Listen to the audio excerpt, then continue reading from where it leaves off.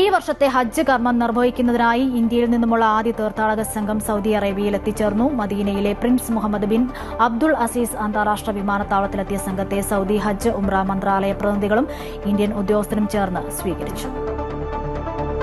Saudi ഹജ്ജ് ഉംറ മന്ത്രാലയ deputy മന്ത്രിമാർ, Indian ambassador doctor Suhail Ajaz Khan, Jeddah Indian consul general Fahad Ahmed Kansuri, ഹജ്ജ് മിഷൻ ഉദ്യോഗസ്ഥർ എന്നിവർ ചേർന്നാണ് മദീനയിലെ അന്താരാഷ്ട്ര വിമാനത്താവളത്തിൽ ഹജ്ജ് തീർത്ഥാടകരെ വരവേറ്റത്.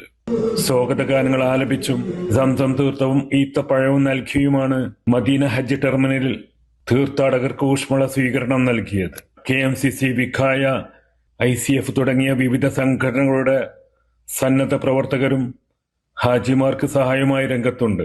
ആദ്യ ദിനം 10 വിമാനങ്ങളിലായി ആകെ 3860 തീർത്ഥാടകരാണ് ഇന്ത്യയിൽ നിന്ന് മദീനയിലെത്തുന്നത്.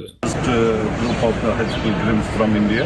They are coming from Mumbai, and today we are expecting overall 10 flights from various embarkation points in India. മുംബൈയിൽ നിന്നുള്ള 402 തീർത്ഥാടകരാണ് ആദ്യ സംഘത്തിലുണ്ടായിരുന്നത്.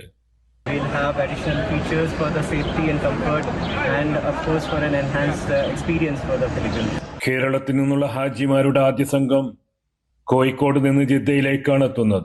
കൊച്ചിയിൽ നിന്നുള്ള ആദ്യ വിമാനം ഏപ്രിൽ 30 പുറപ്പെടും. സ്വകാര്യ ഗ്രൂപ്പുകൾ വഴി എത്തുന്ന മലയാളി തീർത്ഥാടകരുടെ ആദ്യ സംഘം ഇന്ന് വൈകുന്നേരത്തോടെ ജിദ്ദയിലെത്തും. സുൽഫിഖ്രോദായ്, അമൃത ന്യൂസ്, ജിദ്ദ. ഹൈപ്പർ അൽവഫ സൗദി അറേബ്യ ഇപ്പോൾ മക്കയിലും. Celebrating 40 years of trust and legacy. Sona golden diamonds, Saudi Arabia, Bahrain, Oman.